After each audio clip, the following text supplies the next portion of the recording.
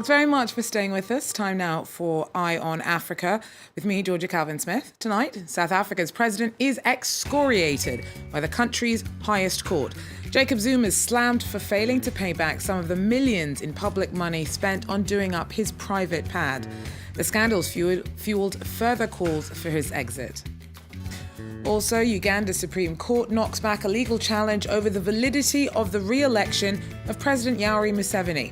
Judges refused to annul February's vote, saying that there's not enough evidence of rigging of the poll. And in Kenya, refugees keep up a gruelling athletics training schedule in the hope of being selected for a unique team that will head to the Rio Olympics.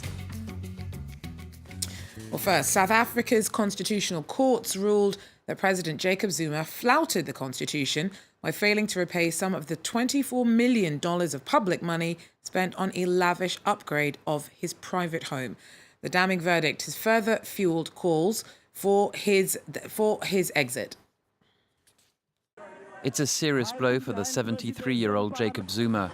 South Africa's top court said he failed to uphold the constitution when he didn't pay back some of the more than $20 million in state funds used to upgrade his rural home. Zuma's allies had said that, among other things, a chicken run was built as a so-called security measure, and one police report said the swimming pool was a firefighting precaution. The leader of South Africa's main opposition party said Zuma had to leave power. That President Zuma, in fact, has a serious violation of the Constitution and therefore must be impeached.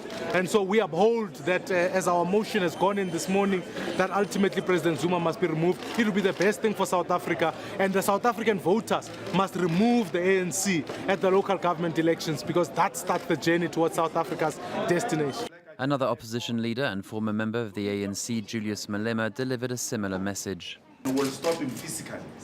We'll push him. We'll push him because President Zuma is no longer the president of the Republic of South Africa. But analysts say Zuma has a strong grip on Parliament, and any impeachment procedure is unlikely to go through. To succeed, it would require a two-thirds majority.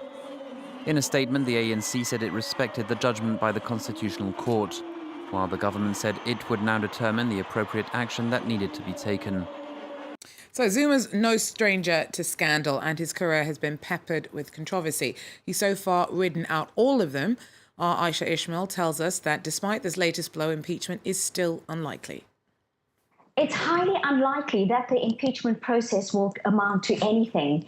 The ANC is the ruling party, and they most likely will use their majority in Parliament to shield the president from this impeachment process. Now, you must remember that if he is removed through a process of impeachment, he will lose all his benefits. He loses everything. He will lose all the perks. He will lose his salary, and he will leave Parliament with absolutely nothing. But should the ANC find that he is becoming an embarrassment and that he's becoming a liability to the organization, they may take a decision at a later stage to have him step down and offer him an exit package, but they're certainly not going to have him removed through an impeachment process. Now, is this scandal any worse than anything else that has come before? This certainly is, because the highest court in the land, the Constitutional Court, with 11 judges today, unanimously ruled that President Jacob Zuma had breached his oath of office and violated the Constitution of South Africa. Ironically, the very Constitution which the ANC gave birth to 20 years ago. Aisha Ishmael there for us in Cape Town. Now, the UN has added 108 new cases of alleged sexual abuse by peacekeepers in Central African Republic. The majority of alleged victims are minors. The organisation is also claimed to be shocked to the core about reports that 3 girls have claimed that a French military commander forced them to have sex with a dog.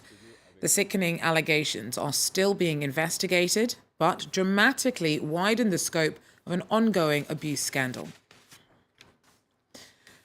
A retired Rwandan politician died in the Burundian jail where he was being held on spying charges. The death of Jacques Bihozagara has further strained relations between the neighbouring nations.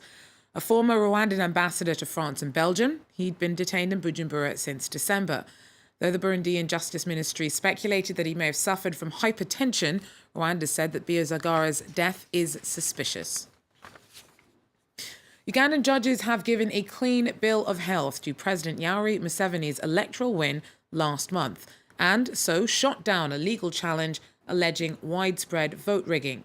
Museveni has been in power for 3 decades, and the third-placed hopeful in February's election, Amama Babazi, claimed that the leader only won a 5th term through cheating and fraud.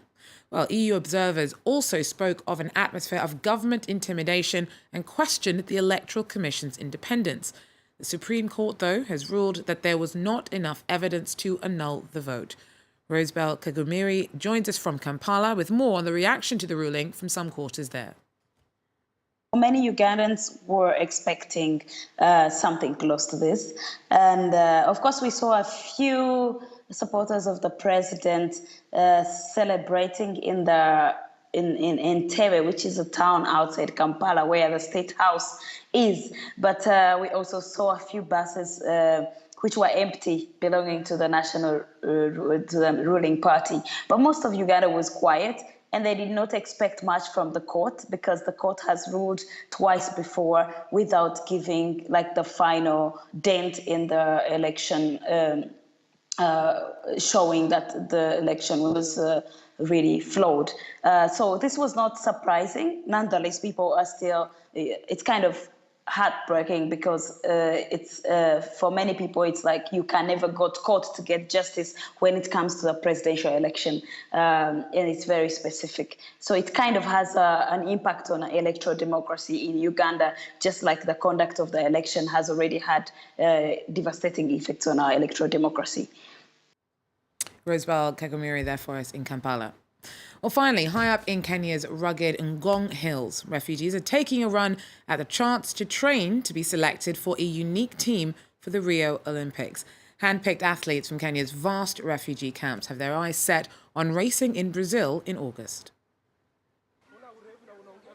In the foothills of Kenya's Ngong Hills, a group of athletes are braving the scorching sun as they train for the Rio Olympics. Until 1 month ago, they weren't eligible to compete, having fled their war-torn countries to live as refugees in Kenya's Dadaab and Kakuma camps. Now they've got a chance to join Team Refugee Olympic athletes and become the first stateless athletes to compete at the Games. I will feel so proud to be there and to be recognized as South Sudanese because I believe South Sudanese, most of the Games, world champion, they have never been there. But maybe this year at least. 25-year-old Muhammad Abu Bakr fled the war in Somalia over 20 years ago. He's aiming to take on his countryman Britain's Mo Farah in the 5,000-metre race. You know, Mo is just like, he's Somalian, I'm Somalian again. Again, I'm very happy about him to be like him. Daily training sessions at this high-altitude training camp have left many of them with injuries. True. But both athletes and trainers are hopeful of Olympic success. That was good. They came in when they were raw, but now we have refined them. You have seen them run like the other athletes who are training here. The only difference is the others are elite, and these ones are now following the footsteps. Athletes from other countries like Yugoslavia and South Sudan have previously competed under the Olympic flag. But this is the first time that a refugee team will enter, which so far includes a Syrian swimmer, Congolese judoka and Iranian taekwondo fighter. Those selected for the Olympics refugee team will march to the event's 5-ring flag and anthem at Rio's opening ceremony, giving them recognition as athletes, not just refugees. What tenacity. Well, that is it, though, for Eye on Africa. Stay with us, a short break and more coming up.